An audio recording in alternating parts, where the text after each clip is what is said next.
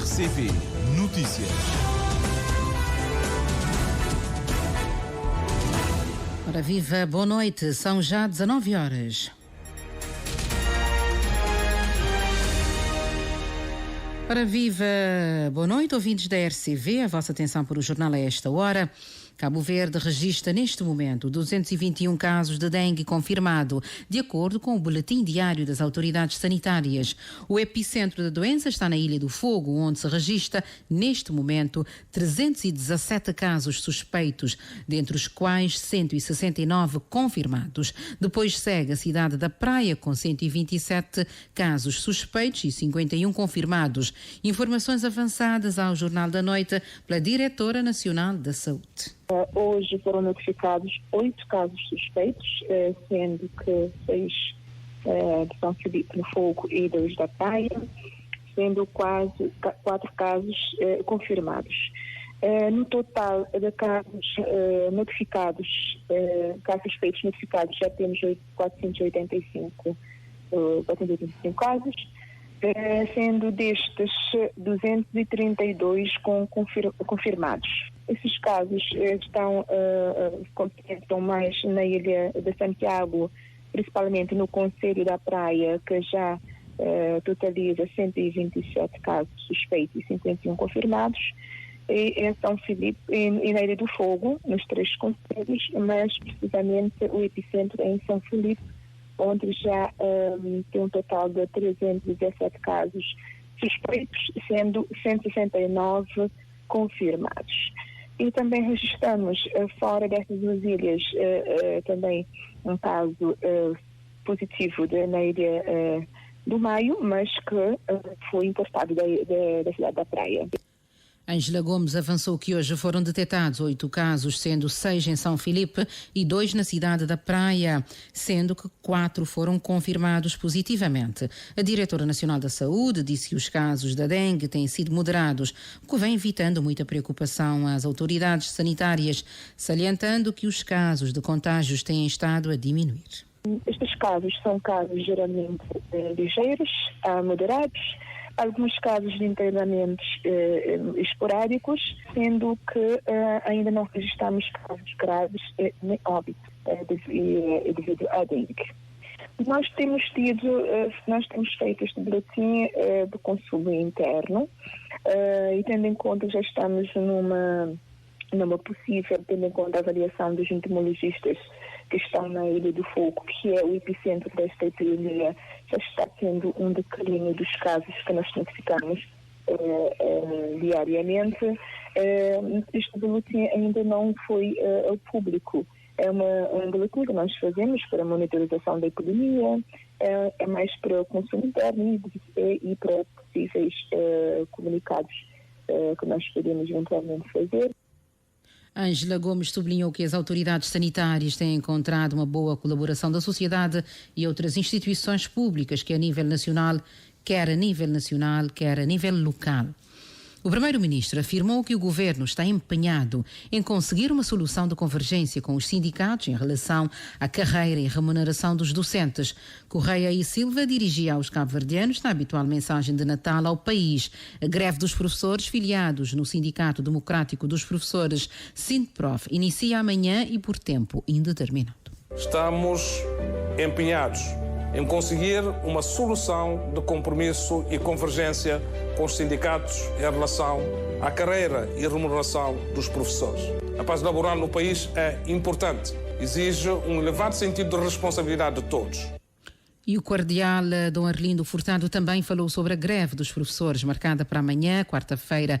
Dom Arlindo Furtado reconhece que uma greve traz sempre muitos prejuízos e almeja que o sentido da justiça e do diálogo prevalece.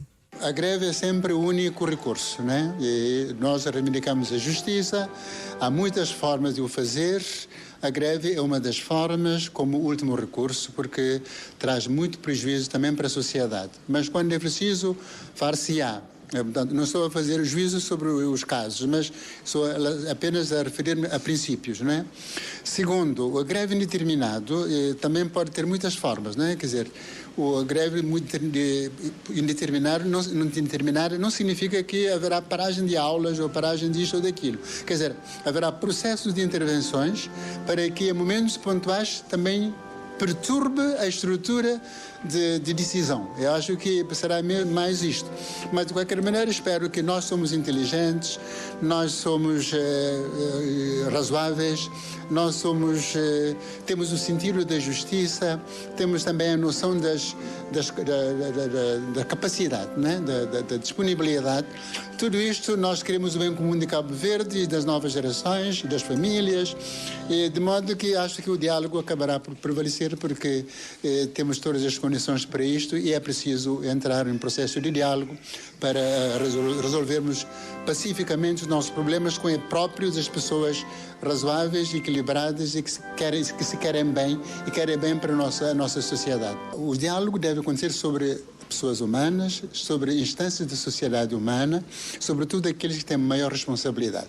Portanto, naturalmente que nesse caso também é normal que o diálogo venha de cima, quando é preciso, e para também incutirmos na nossa sociedade a ideia de que as coisas devem acontecer a tempo e horas de uma forma conveniente para todos. E os professores filiados no Sindicato Democrático dos Professores Sindprof vão mesmo para a greve e por tempo indeterminado a partir de amanhã, uma decisão extrema porque justifica a presidente do Sindprof, Lígia Herbert, o Ministério da Educação não respeita a classe. 27. A greve em tempo indeterminado prevalece, vai-se tomar medidas que têm que serem tomadas, os professores ditarão a sua justiça, porque quando as pessoas dizem greve em tempo determinado, ficam a pensar que o professor vai passar a vida inteira greve. Não.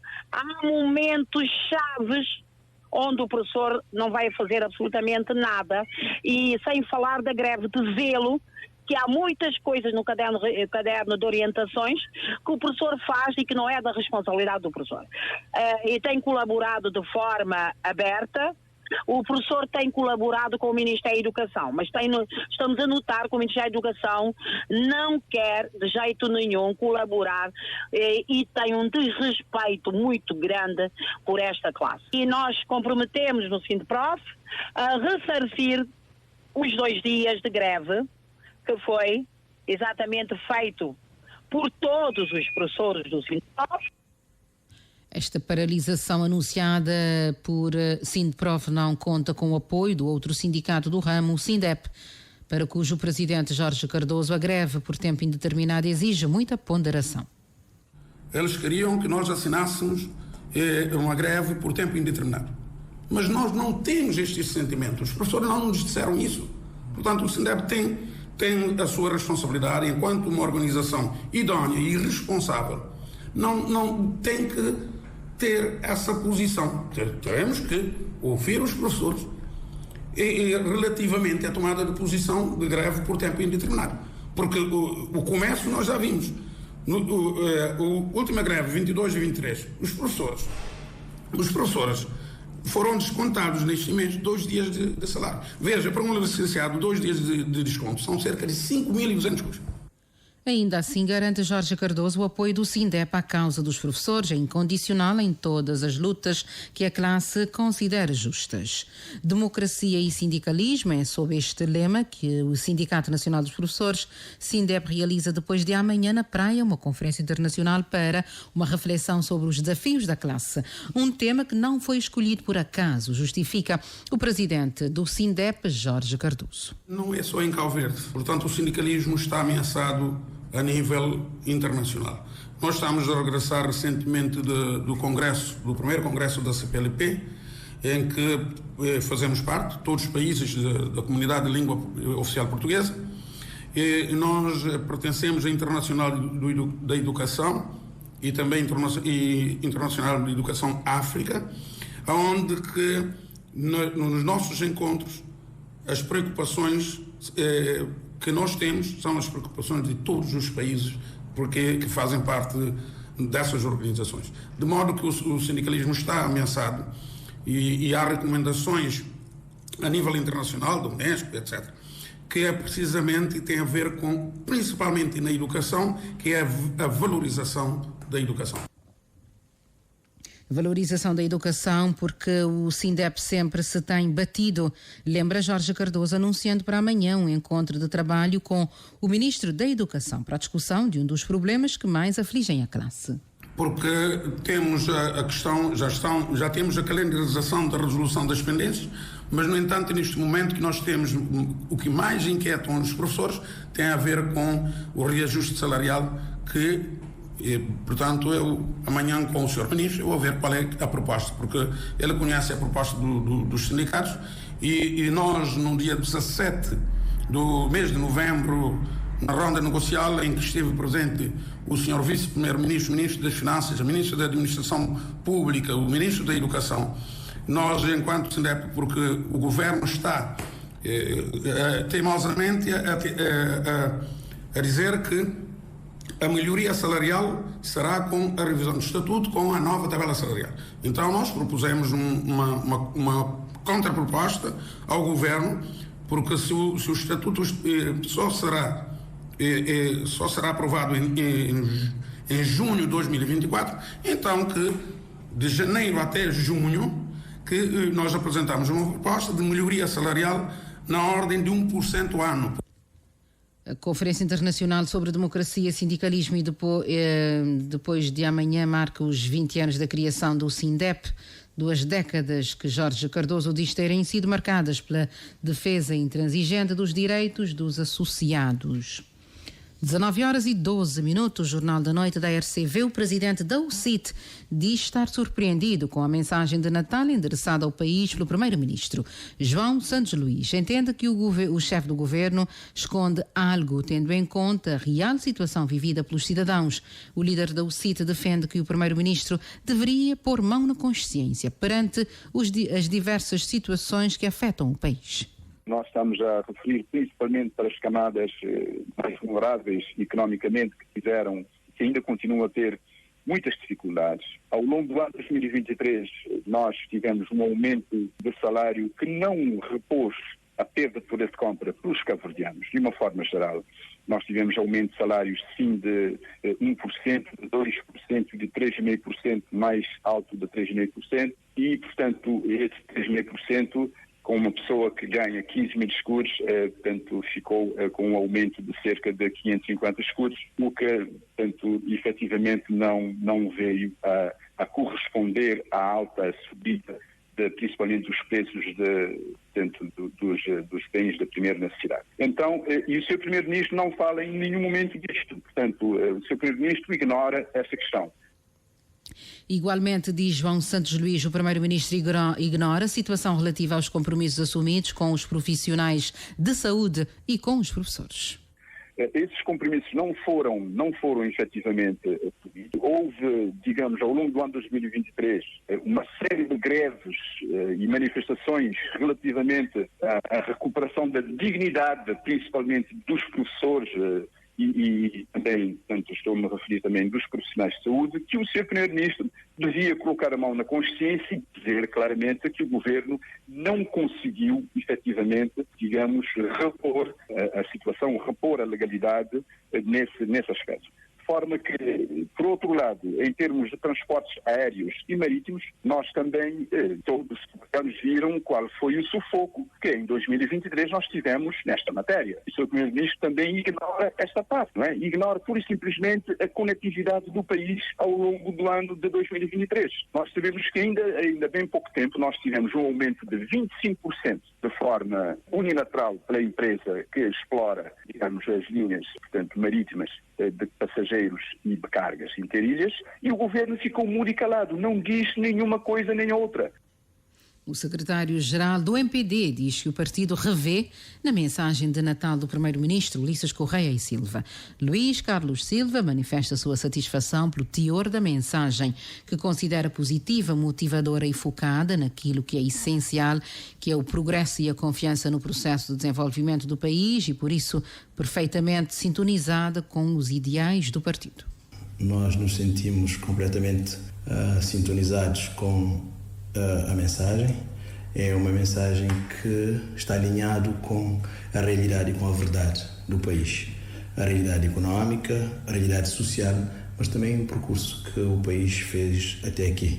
É uma mensagem que identifica um povo resiliente, um povo vencedor e um povo que não se resigna. Não obstante todas as dificuldades que o país teve que ultrapassar, hoje nós podemos dizer que conseguimos e fizemos um extraordinário processo.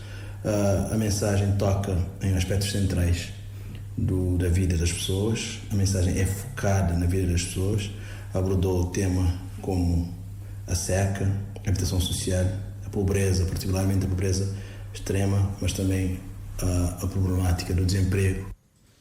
O MPD abordou ainda o orçamento do Estado para 2024, que, diz Luís Carlos Silva, virá reforçar as opções de desenvolvimento sustentável com foco nas pessoas. O Primeiro-Ministro, portanto, abordou ainda o orçamento do Estado para 2024. Nós temos que abordar a questão do orçamento do Estado para 2024, que abre espaço para uma aceleração do processo de intervenção nesses pilares. Damos continuidade à mobilização de água, particularmente com o nexo com as renováveis, reforça-se o pilar da habitação social e a luta contra a pobreza extrema ganha um novo instrumento que será o Fundo Mais, com uma nova capacidade de mobilização e com uma nova capacidade de intervenção. Relativamente ao Fundo Mais, o rendimento social de inclusão vai passar de cerca de 2.000 beneficiários para 9.000, quase 10.000 beneficiários graças ao Fundo Mais. Na ótica do secretário-geral do MPD, a mensagem do Primeiro-Ministro transmite muita confiança à população. E a RCV tentou ouvir uma reação do PAICV, mas as nossas tentativas resultaram sim frutíferas. São já 19h17, Jornal da Noite da RCV para hoje, 26 de dezembro. Um grupo de amigos de Lombo Pelado, da comunidade de Fajém Tarrafal, de São Nicolau, em parceria com alguns imigrantes residentes na Europa e algumas pessoas anónimas, fizeram na tarde de hoje a entrega de vários materiais escolares e equipamentos eletrónicos à Escola de Ensino Básico Obrigatório de Lombo Pelado, com o intuito de melhorar a qualidade de ensino nesta referida instituição. É uma reportagem do jornalista Rony Brito. Enquadrado nas atividades de Natal, a Escola Básica do Ensino Básico Obrigatório na zona de Lombo Pelado, que fica sediado na zona de Fanjá, receberam na tarde de hoje uma doação de materiais escolares e eletrónicos por parte do projeto Grupo de Amigos de Lombo Pelado. Hermindo Ramalho, representante deste projeto, nos explica em que âmbito está inserido este donativo. Na Carnaval na Vila, minha esposa teve na conversa a professora Maria Francisco, que trabalha ali na escola, e ela é mesmo da zona também, onde é que ele teve de questionar a carência que a escola tem, principalmente falta de uma impressora, fotocopiadora também. Então, depois nós decidi que nós estávamos a criar um grupo para mobilizar meios, que é para não conseguir, pelo menos, aquele fotocopiador e impressora. Mas na sequência, bem de aparecer mais algum tostãozinho até entrar de vez em quando para conta, então não vai ter que comprar assim, além daquele computador, aquele aparelhinho de som, foi comprado também. Tem aquele televisor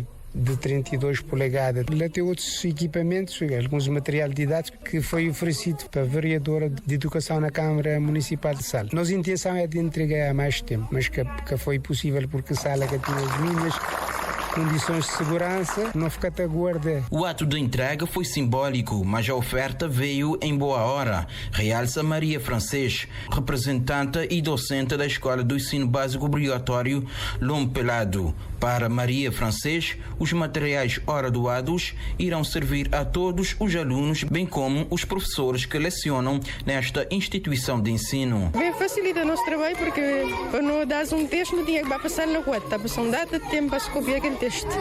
Agora não tem uma máquina fotocopiadora, não te poder fazer aquele cópia, até facilita bastante. Não te conseguir a matéria mais rápido, alunos já conseguir assimilar a matéria melhor também. Talvez da gente muito. E qual que é a outra dificuldade que professores te enfrentar na da aula ali na Lombo Pelado? Tem questão de materiais, nunca tem materiais. Materiais praticamente nunca tem nada. De vez em quando, às vezes, depois alguma pessoa que fazer alguma doação para meninos, mas é lápis, caderno, tudo te ajuda. Isso ali está a fazer muita falta mesmo. No ato da entrega dos materiais escolares e eletrônicos, na Escola do Ensino Básico Obrigatório de Lompelado, que fica sediado no Concelho da Vila de Ribeira Brava, contou com a presença de professores, alunos, pais encarregados de educação da zona de Fanjã. Era assim o jornalista Rony Brito, a partir de Tarrafal de São Nicolau.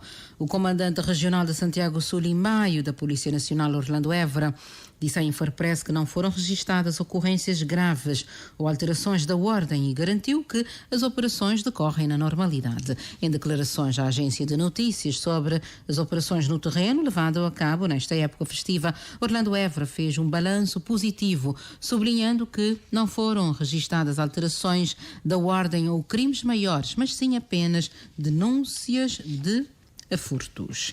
Vamos agora ao desporto. A Seleção Nacional Sénior Masculina de Handebol iniciou hoje em Portugal a segunda fase do estágio, tendo em vista a participação no Campeonato Africano marcado para janeiro no Egito. Neste primeiro dia, a equipa técnica nacional, liderada pelo selecionador Jorge Rito, trabalhou com 15 dos 20 pré-selecionados. Informação avançada à RCV pelo diretor técnico da Federação Cabo-Verdiana de Handebol, Alberto Correia e Silva. Estágio hoje que começa, ainda castiga todo jogador, no Salita espera mais 5 jogadores que fica de tira, portanto, hoje à noite, para não completar total de jogadores, mas já não está tudo alojado, na centro estágio de um maior, e não está muito bem alojado. Acho que a organização é até agora, e pronto, hoje que começa, está tudo fora direito.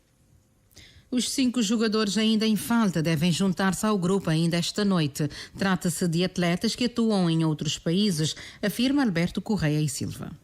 Jogadores que também, portanto, nenhuma que está ali na Portugal, jogadores que também de Espanha, de Luxemburgo, de França, também Flávio Feté, também Elidi, também Elcio de Alemanha, também Bruno de Luxemburgo, também Edmilson Gonçalves Guardaretes, também de Espanha. Portanto, não tem que os jogadores que está chegando, tem Bruno Landim também, que também de Oman, na Médio Oriente. Então, é que está para chegar, para não completa e para não ser em pleno. Este segundo estágio em Portugal vai decorrer em 2 fases. A primeira vai de hoje até o próximo dia 30, depois há uma pausa e os trabalhos serão retomados a 3 de janeiro, até ao dia da viagem para o Egito, marcada para dia 16. O CAN de Handebol sénior masculino decorre de 17 a 27 de janeiro. Cabo Verde, atual vice-campeão de África, está no grupo A, com RD Congo, Zâmbia e Ruanda. O jogo inaugural da equipa nacional é logo no primeiro dia da competição e será frente aos ruandeses. O Centro Cultural Norberto Tavares, em Assumada, Santa Catarina de Santiago, recebeu esta tarde o lançamento do livro A Música como Veículo para a Descolonização da Mente no Cabo Verde pós-independência, o caso das composições de Norberto Tavares, de Luís Carlos Gonçalves. A apresentação esteve a cargo de Carlos Alberto Souza Princesito. Editado pela livraria Pedro Cardoso, o livro tem como origem o trabalho monográfico apresentado à Universidade de Santiago para obtenção do título de licenciatura em História de Luís Carlos Gonçalves, sob orientação de Filomena Oliveira. Segundo o autor, esta obra tem como objetivo compreender as dinâmicas da sociedade cabo-verdiana no período pós-independência, nas vertentes da história, política e social, a partir das mensagens veiculadas pela música da época. Norberto Tavares, de acordo com o autor, marcou uma época pelas suas composições portadoras de mensagens de esperança no mundo novo, de liberdade, democracia e progresso. Breves internacionais, quando são 19h24. O Escritório das Nações Unidas para os Direitos Humanos condenou hoje a intensificação dos bombardeamentos no centro de Gaza, nos quais pelo menos 131 palestinianos morreram em ataques a 3 campos de refugiados.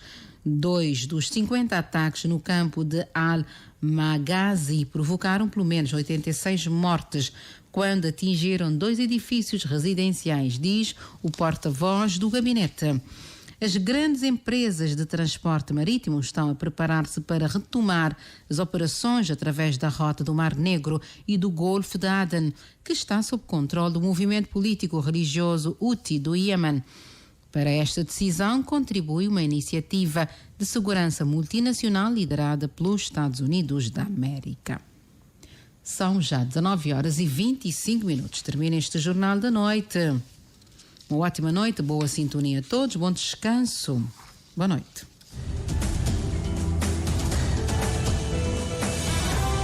Mais informações em www.rtc.cv e na aplicação RTC Mobile. RCV, o rigor da notícia e o melhor da informação a cada hora.